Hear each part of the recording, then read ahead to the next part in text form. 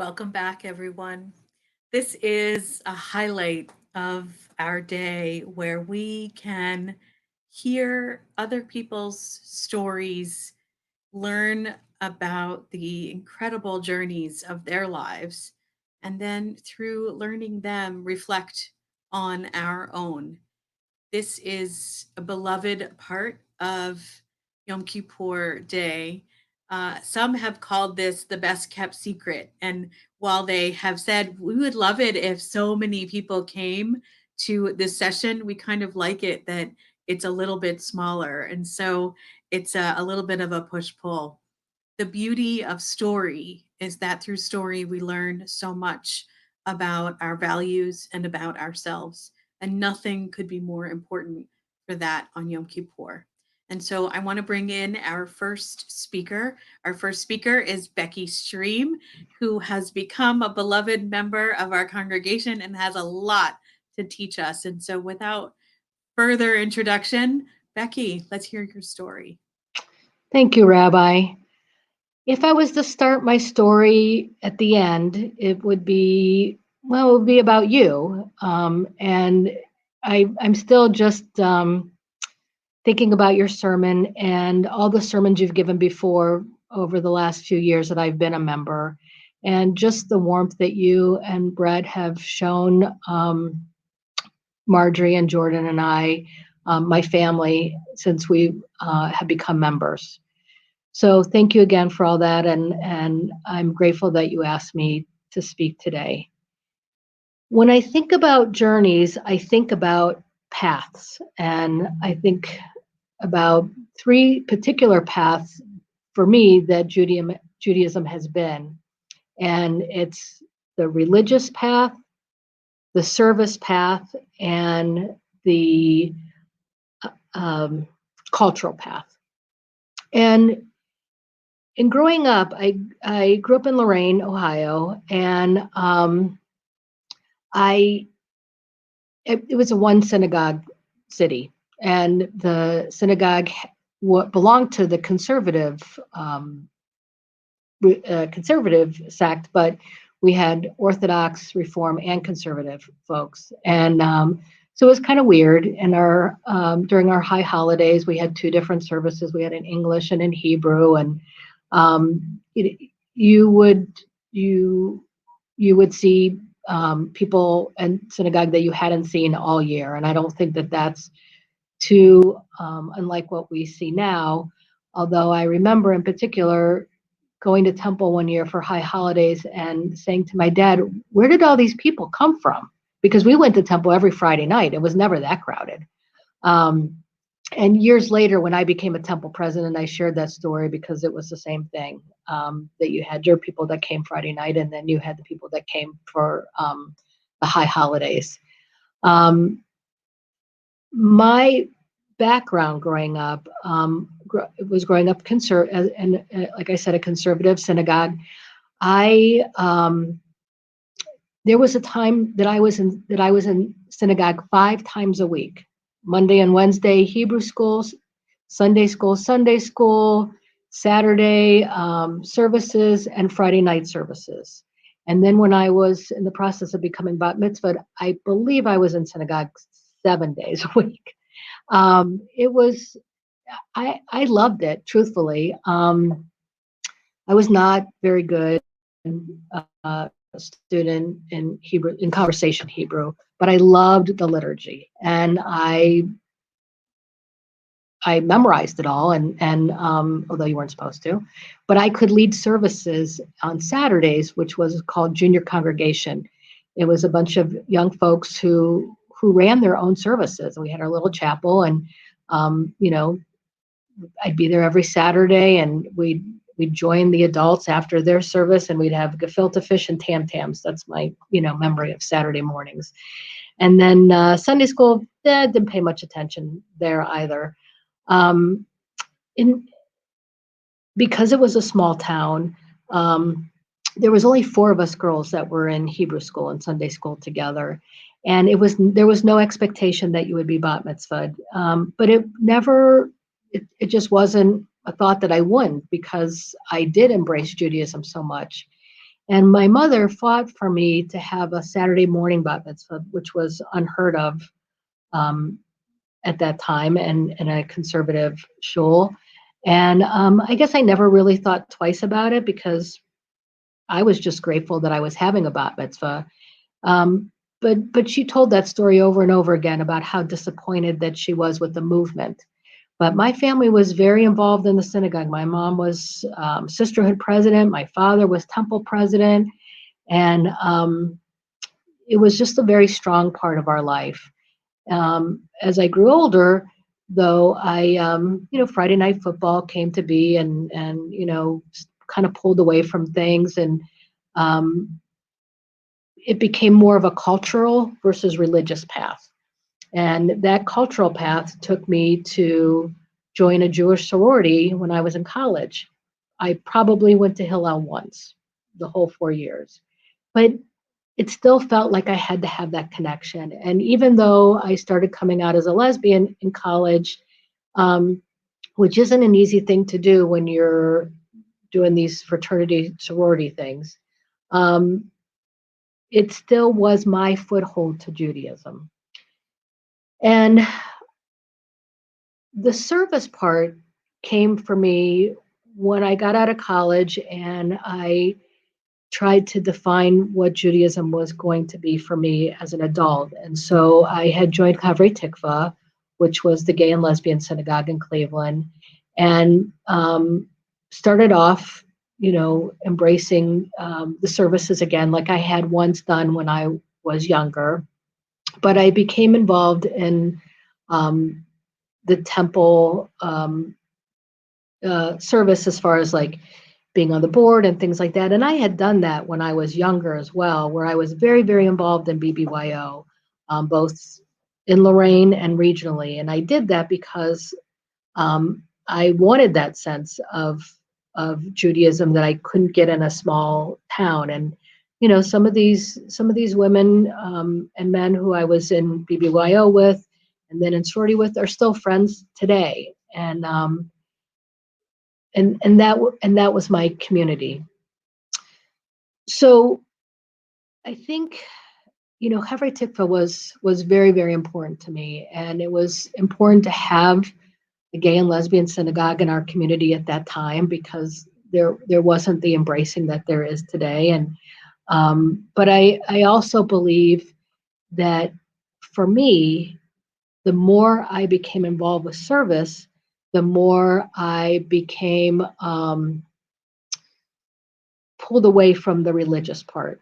That path became less important, and it was more important to meet a budget, to get members and things like that. And that for me is a disappointing part of my journey, that I took service and left the religion behind. All the while, the cultural part continuing to always have my foothold in that, where when my most significant relationships as an adult, um, romantic relationships, have been with Jewish women. And it was so important to me that when there was a decision to have a child, that child be Jewish, and so that we raise that child in a Jewish home. And Jordan, God bless her, one of the best things that she did a few years ago was to do birthright, and I think embrace her Judaism in a way that she hadn't earlier. And I just feel that no matter where my path takes me, that cultural part just never, never goes away. And I think when I look at it today, I think there's a path that I haven't taken that I don't think is too late for me. And as I think about it, I think about a recent hike that I took, and that I took with Nancy Huntsman, who's 20 years older than me. But that woman could out hike me after having 2 knee replacement surgeries. So I figure, literally and figuratively, she has found her path, that it's not too late for me. And I think that path for me is the spiritual piece, that is the part that I think has eluded me. And I know that when you go on a path, it's not not a moving sidewalk. It's definitely full of rocks and hills and holes that you maybe trip and fall in, and little roots here that that you might stumble. And it's been that way, I think, for my entire life. And I've kind of circled around the spiritual part of Judaism. But um, when I was in my 20s, I had been involved with the 12-step program. And there's where I embraced the spiritual part of God. And I know today that, and I knew then even that I needed Judaism to have that spiritual part for me, that it not just be a religion that you memorize the liturgy and that you show up for synagogue, but that God be in my heart. And that is what I yearn for. And I truly believe, being at Suburban Temple, um, oh, that's my alarm. That's my time to log off. I believe being at Suburban Temple is going to give that to me. And I thank you for allowing me to have this time to reflect on my path and my journey. And Shana Tova, everyone. Shana Tova, Becky, that was beautiful. I actually, one of the things I love about this program is learning about other people and hearing where they've been and what brings them here today, and then trying to choose a piece of music that sort of goes with that. And um, so, for you and for your journey, I think it might be time for this song. It's a song by Beth Schaefer, and it's called Still Small Voice. I hope you enjoy it.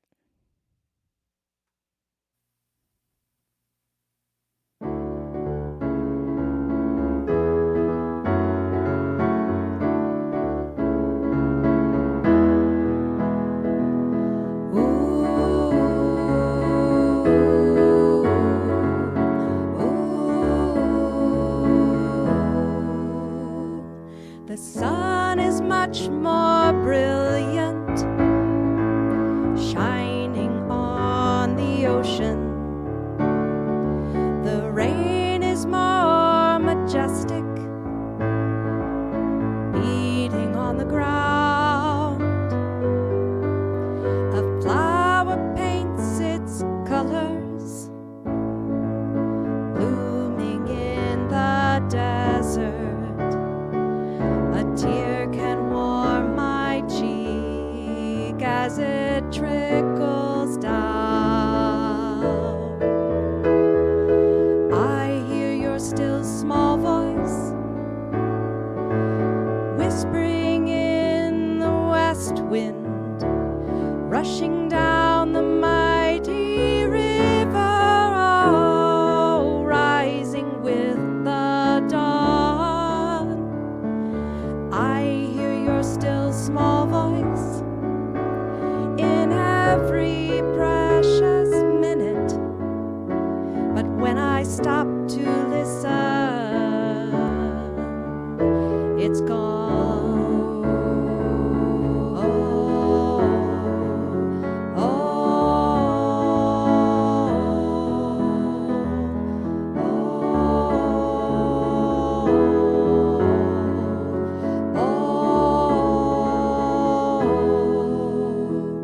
The sacred conversation happens without planning in the theater of the holy. The script ceases to be,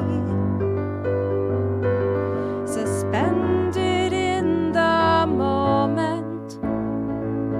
Time is hardly standing, measured by awareness. You are measuring me. The momentum of the spirit shouldn't be disturbed. In the noise of life you live, if only to be heard. Oh, I hear your still small voice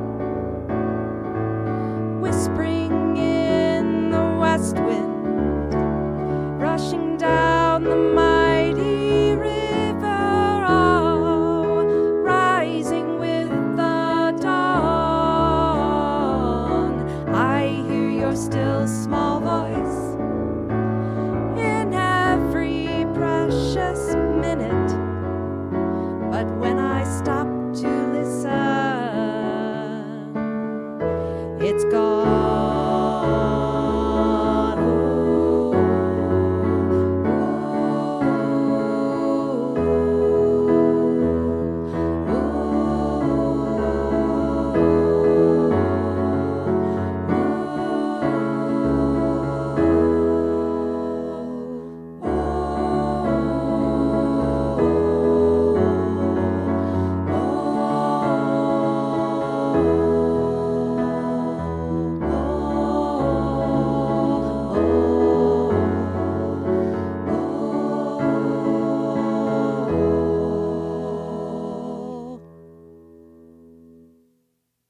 Thank you, Deb. That was beautiful. I actually never heard that song before. That was really beautiful. Thank you.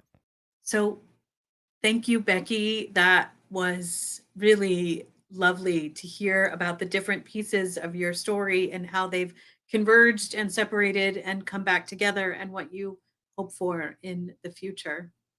Our next speaker is Jay Collins. Hi, Jay. Oh, you're outside. I'm a little jealous.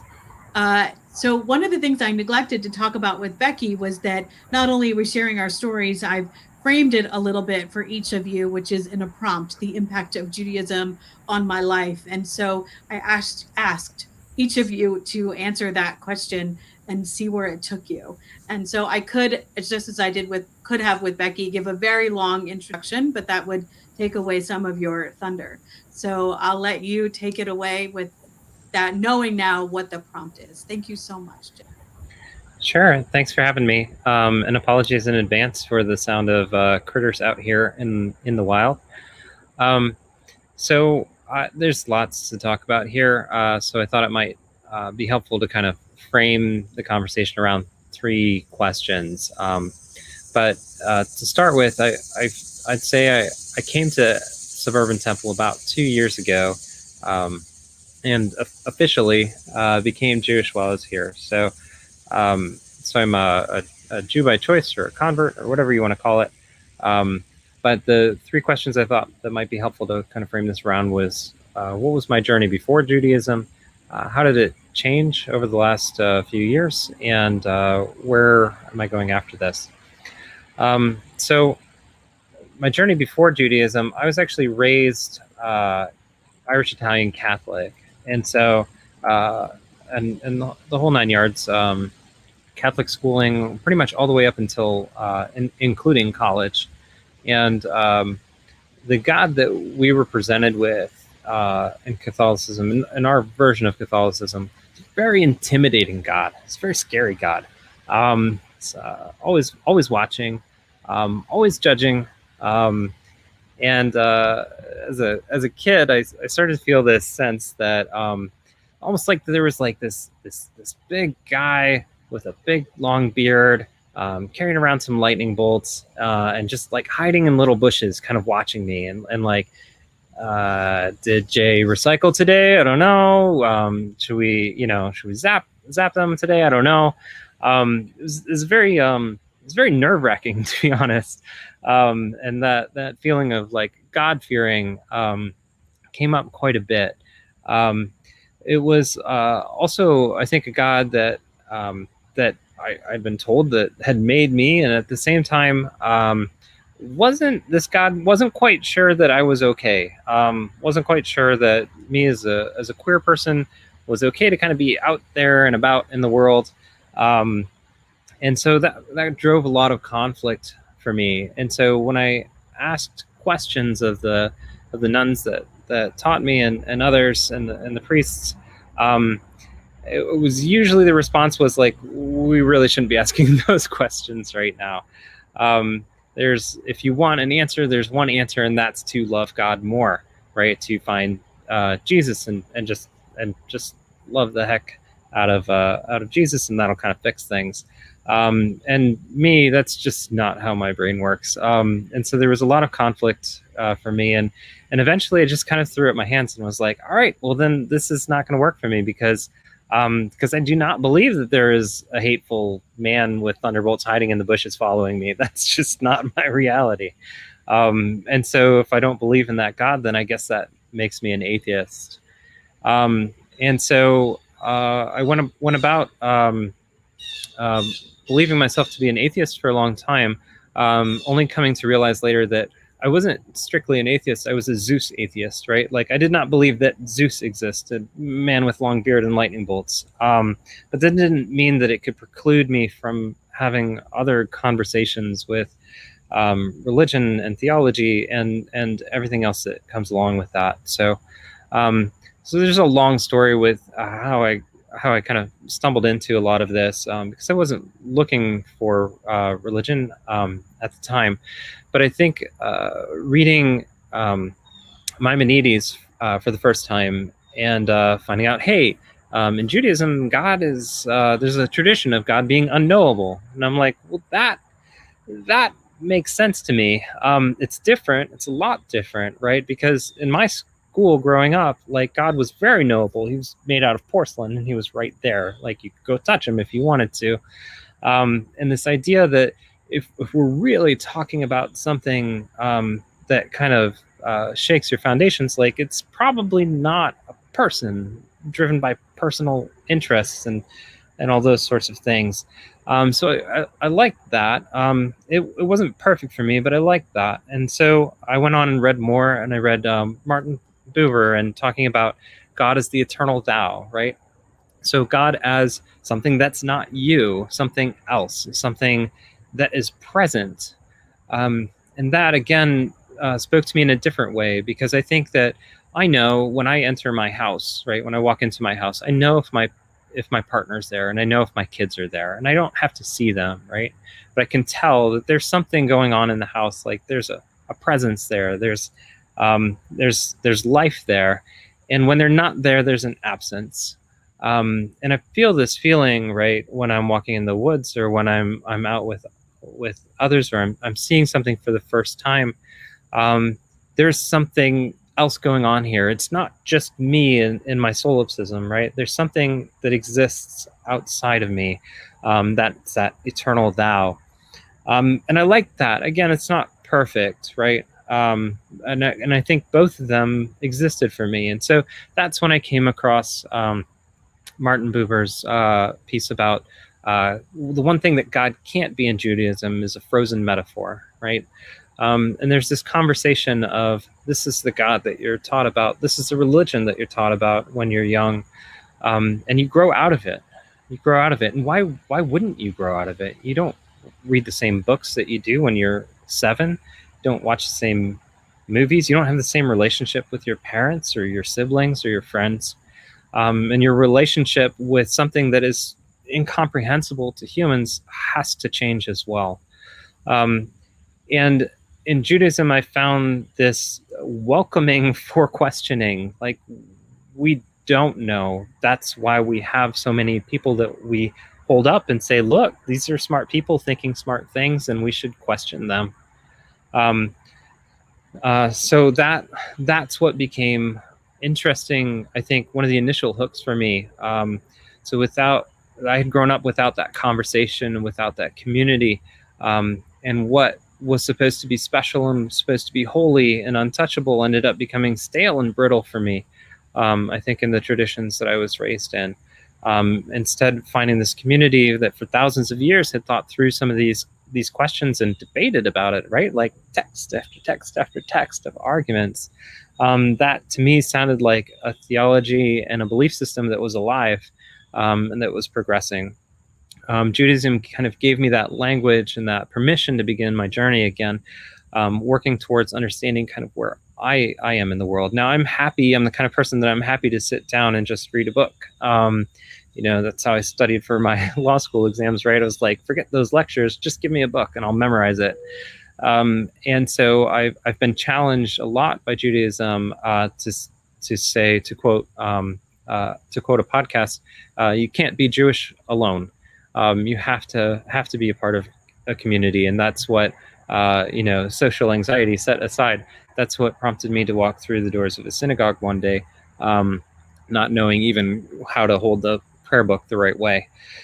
So where does it go from here in this last minute or two? I really enjoy the works of Eugene Borowitz, and one thing that he's written is that whether you're Reform or conservative or Reconstructionist or whatever falls under the blanket of liberal Judaism, the one thing that it's important to be is a serious Jew, right? And he goes on to kind of define it, but to be honest, I think struggles a little bit in defining what that is. Does it mean keeping kosher? Does it mean showing up for only high holidays? Does it mean showing up for every Friday night? What does it mean? And so, but what it doesn't mean is what I saw so much in lapsed Catholicism of like feeling guilty until you show up and then kind of going home and being like, "Ooh, got that out of the way," right? It's an embracing, questioning approach. And so, um, for someone like me, I think something that's worrisome, something that I keep in the front of my mind is that it's easy for someone like me to stop being Jewish, right? Or at least it's easy for me to stop being seen as Jewish because I wasn't born into this. I had to learn what BBYO and all of these acronyms are, and I still don't know any of the camp songs.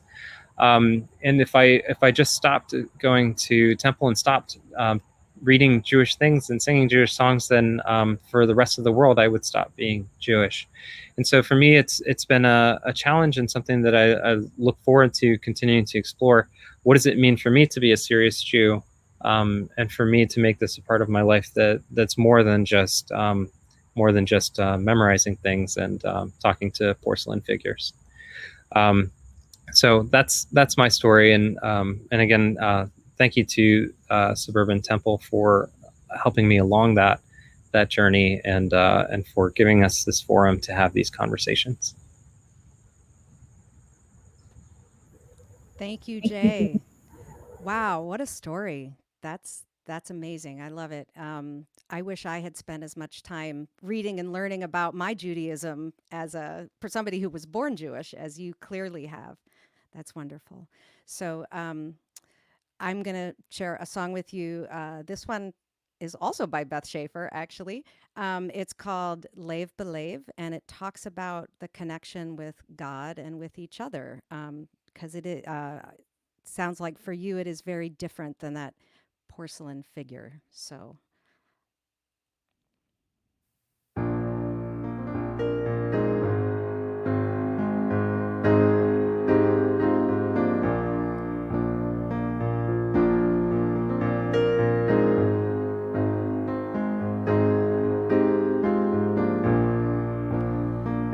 when we look for God, we very often look above.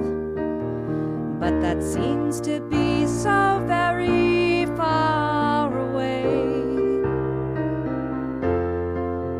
And in spending time with you, I realize God is in our love, fueling the fire of our lives from day to day.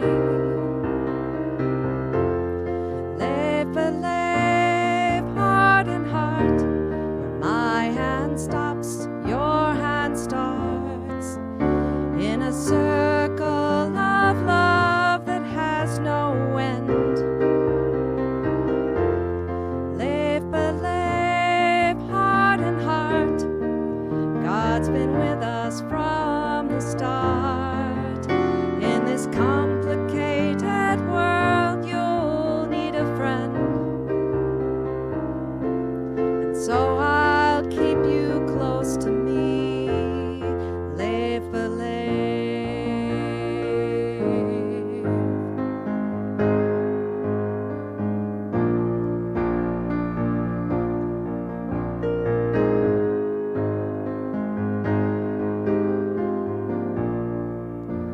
When we listen for God's voice, we think we'll hear it loud and clear, like a giant clap of thunder from the sky.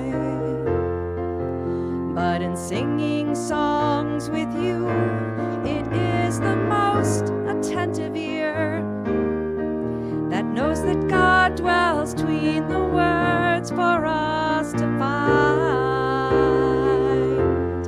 Lev Belev, heart and heart, where my hand stops, your hand starts.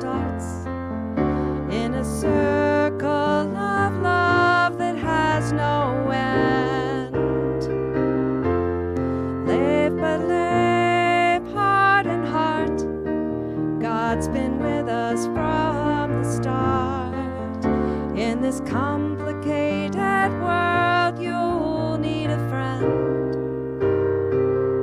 And so I'll keep you close to me, lev belev.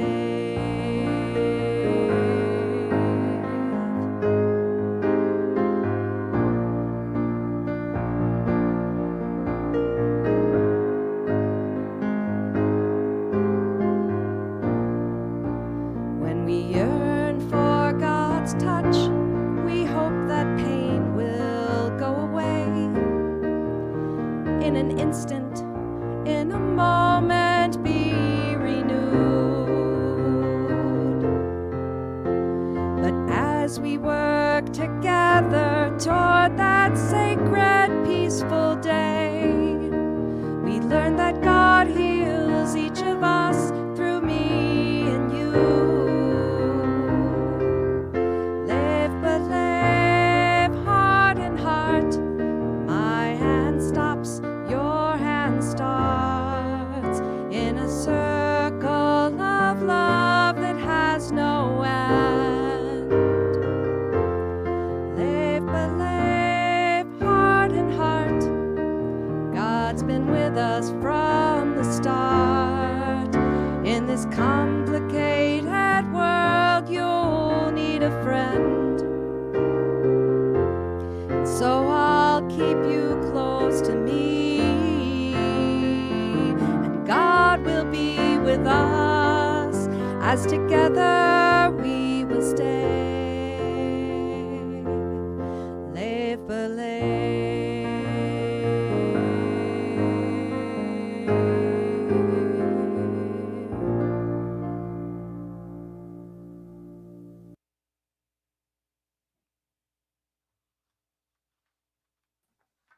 That was extraordinary.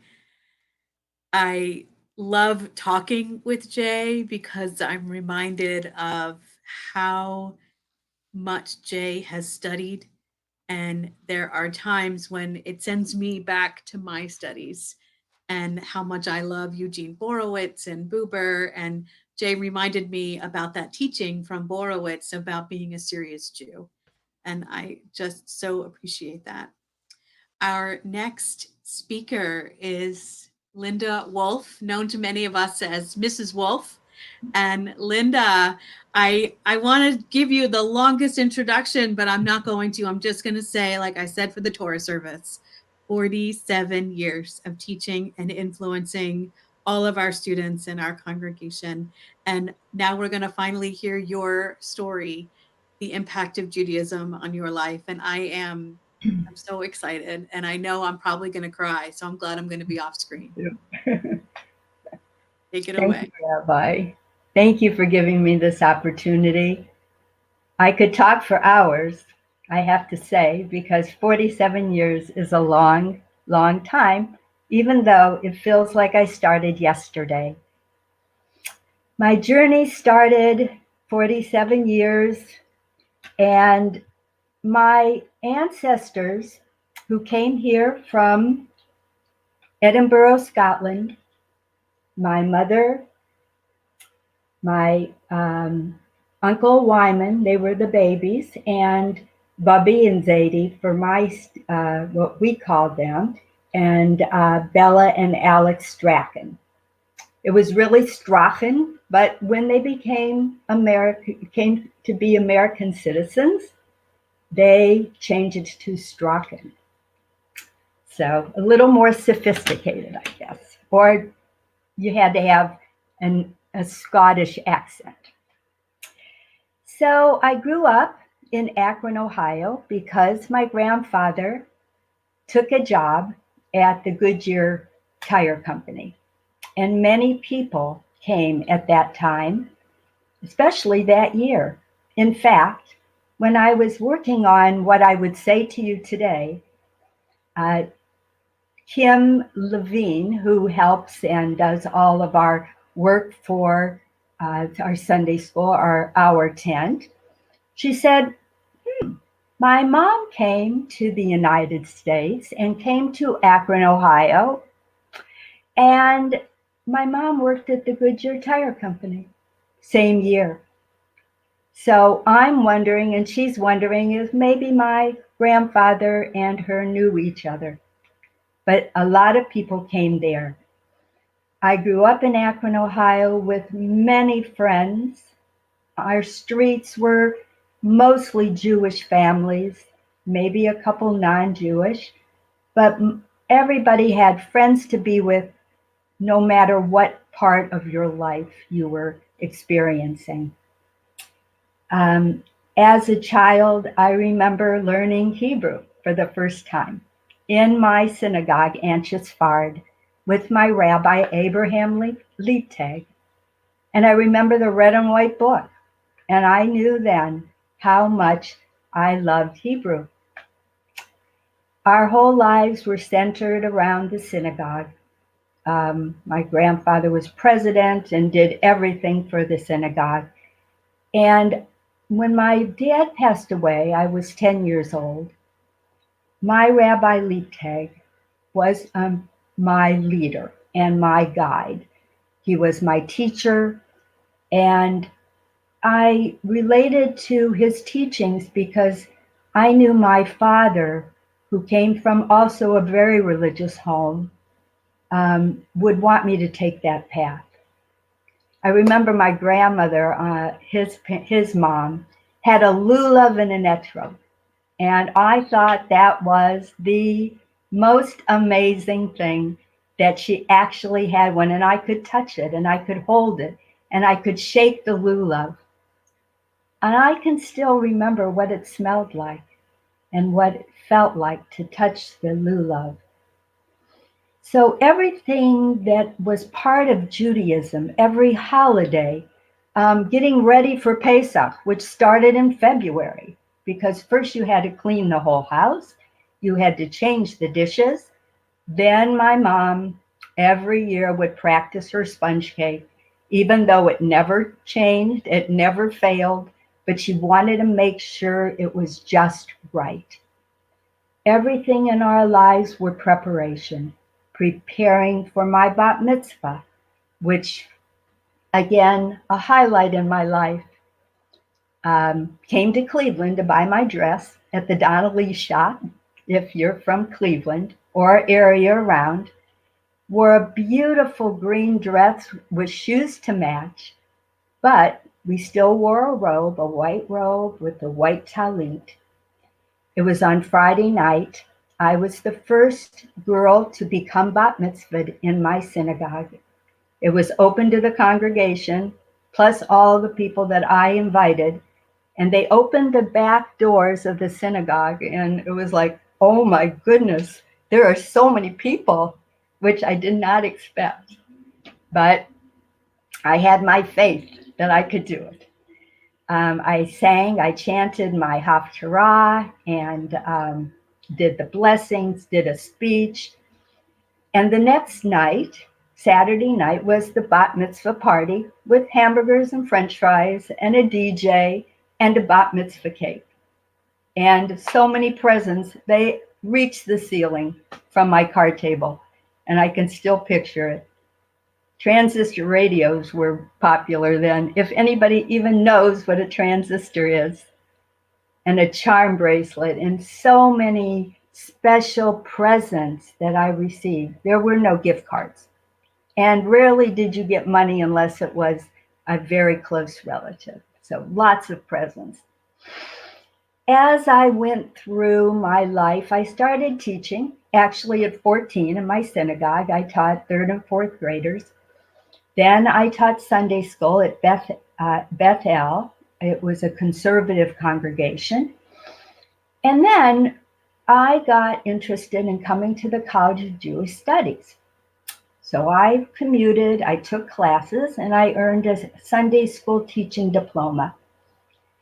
And at that time, it was a very important time in Cleveland. They had so many Hebrew students and not enough American-born teachers that could relate to the children and be sensitive to our lives here. So he started the Women of Valor program, and I started my classes. because it was every day of the week. It was all morning in Ulpan classes, and all afternoon we studied together every day, and it was for 4 years. I knew that I could not keep commuting, so I moved to Cleveland. After that, another 4 years at Beit Midrash, and we learned all of our work was done in Hebrew, all of our research, and then teaching classes, many, many hours of teaching classes. At that time, I not only did that, I also started teaching Sunday school at suburban Temple-Kol, and that was 1973. I loved it. I, I just, it was my calling because I knew that so many families were more wanting to be assimilated into their American culture. And here I was, an Orthodox girl coming in and trying to show how wonderful our prayers are, our values, and our language.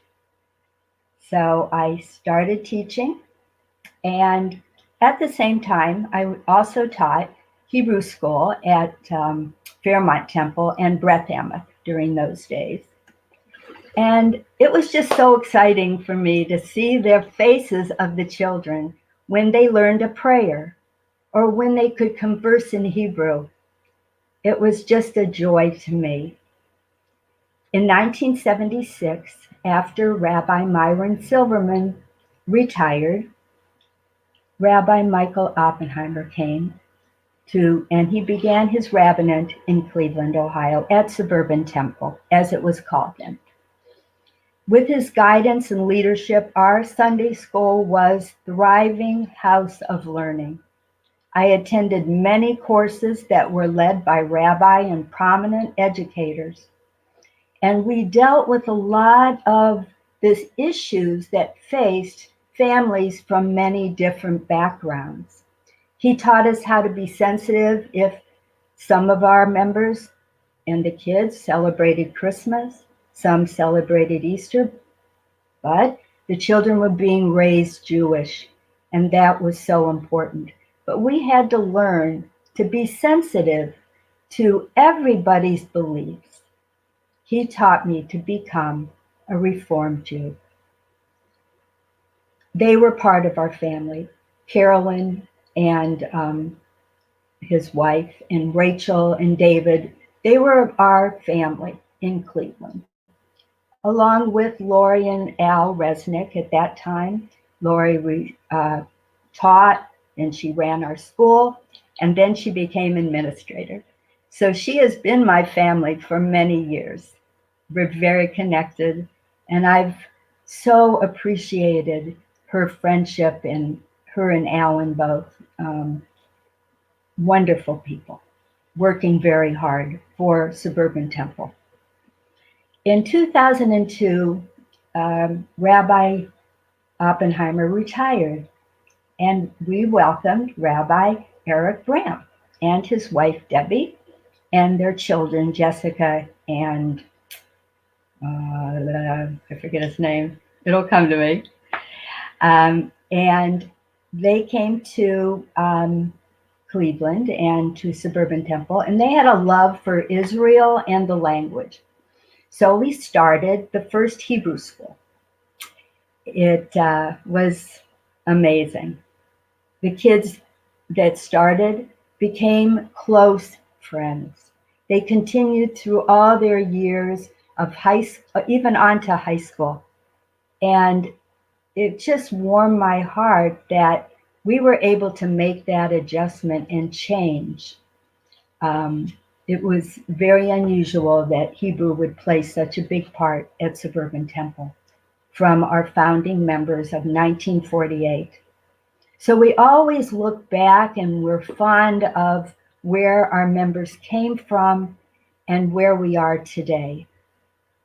The only sad part of my term here in my career, in my life, was when we lost Rabbi Bram. He fought to the end. He sat on the pulpit even when he couldn't walk. And I stood with the children for their bar and bat mitzvahs. So we were fortunate to have him only a short time, but when we had him, he instilled Israel and the language and um, changed the culture, made it a little more relaxed, brought everybody close to the pulpit so that we would feel like we were a part of the service. So he changed the configuration of the synagogue at that time.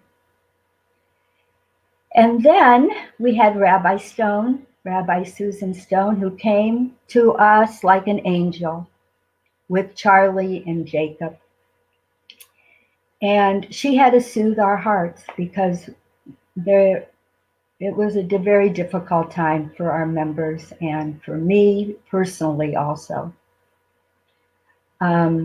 When he when she came, it really was the bridge to our next angel who came to us, most recent, Rabbi Allison Van, and her family, Charlie and Isaac. She's continued to honor the Bar and Bat Mitzvah program, which I'm so glad. We actually changed and made it even better, if possible.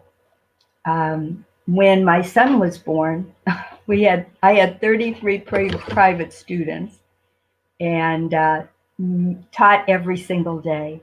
So my family were very, very generous because this was my life. When I started tutoring a child, and usually 12 to 14 months, they were my children. And I'll always say that they're still my children. And Jennifer, my daughter, and Benjamin had to share me, and they did. They knew that was where I needed to be. When Rabbi Van came, she brought also with her and at the tail of Rabbi Shauna Nair. So together, what a team. We started giving the children their own prayer books. And not only that, they do the entire service. It's so impressive. If you ever get a chance, please come to one of our bar bat mitzvahs. It is amazing. The children are superb. I have to brag because they're my kids, right? Got to brag about your children. And if I tell you that Rabbi Shauna had to spend hours because she did all of the marks in the prayer book, where the kids, what they were supposed to do, their cues, their commands. And it took countless hours, a very painstaking job, which she loved doing, and she never seemed to mind. So then our temple also changed a bit. We changed our Sunday school to our tent.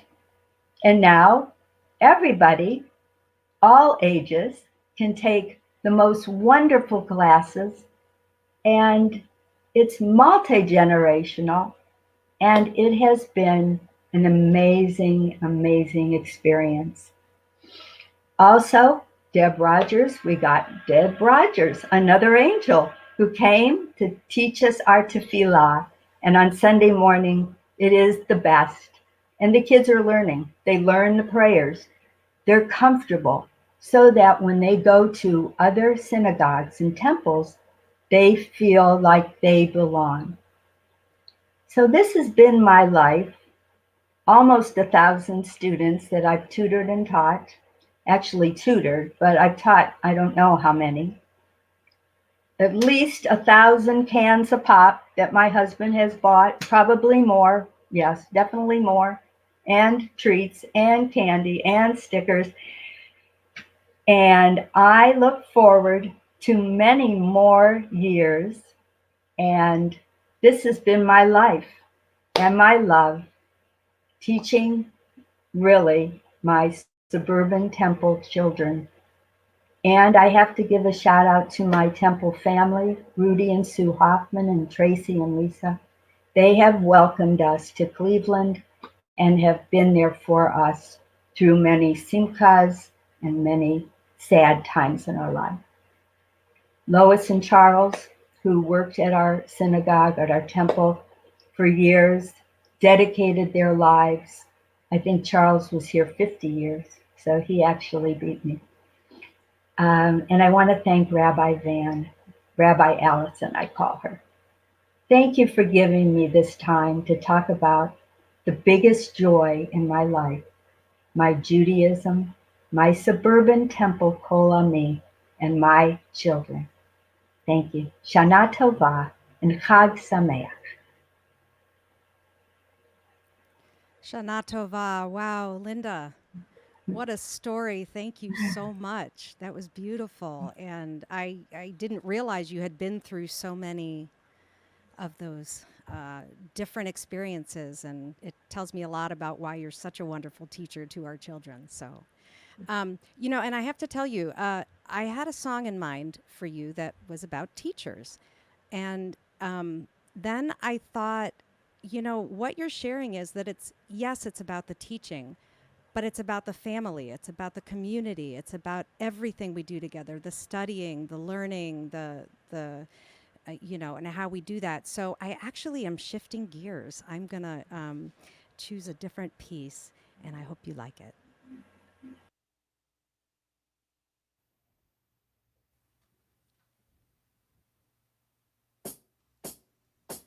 In this house, it all comes together in this house. In this house, it all comes together in this house of God.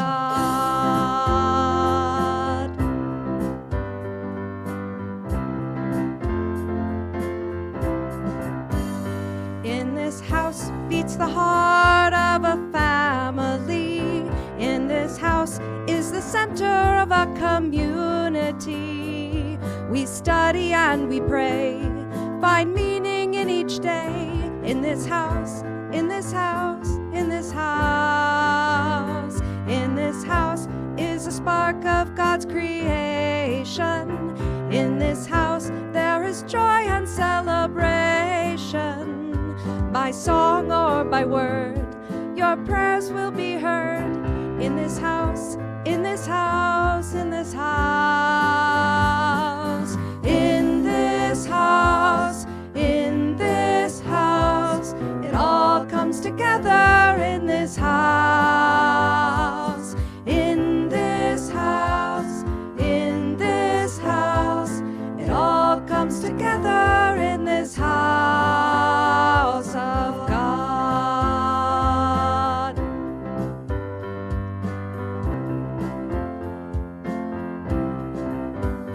In this house we can shelter, we can clothe and feed.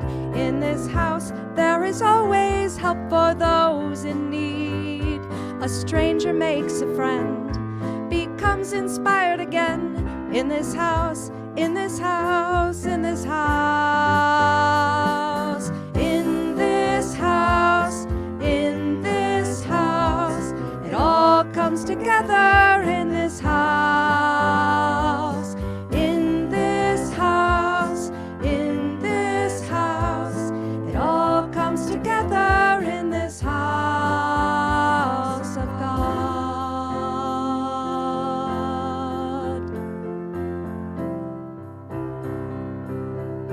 A house of study, in this house. A house of prayer, in this house. A house of gathering, in this house. From everywhere, in this house. How lovely is your dwelling place, O Jacob.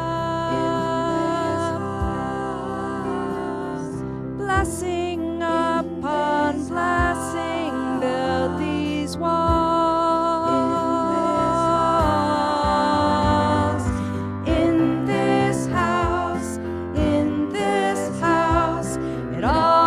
together in this house, in this house, in this house. It all comes together in this house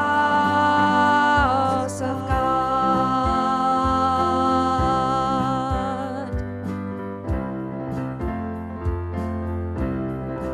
In this house.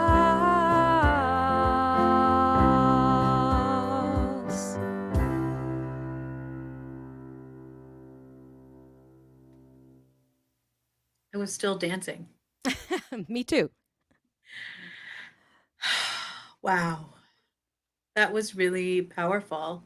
First, I want to speak to Linda's beautiful, amazing presentation. Linda, you spoke about all of the rabbis and educators and administrators as angels, but you are our angel. Thank you for tying all of the generations of this congregation for the last 40 plus years together. So you are the one that ties us together. You know, I have this ribbon here. It's the ribbon that tied the candles together, that was in our high holiday bag, and it's specifically we chose copper because it's the same color as the ark, the color of the ark. And so you are that ribbon that ties us together. Thank you. Thank you for your joy, for your inspiration, for your talent, and for making each one of us your family. We could not do any of this without you. We appreciate you so much. Thank you for telling us your story today. And for all of our speakers, for Becky, for Jay, for Linda, thank you for telling your stories to all of us. We are so appreciative of your vulnerability, your story, for teaching us, because we reflect on ourselves through your stories. And this is the essence of Yom Kippur. And so we are so grateful. We are going to end our session in a moment, and then at 1:30 will be our meditation hour. At 3 o'clock, I really invite you to continue the richness of learning with our workshops. So we will see you 1:30 for meditation, 3 o'clock for our breakout sessions. Shana Tova, Gemar Chatima Tova.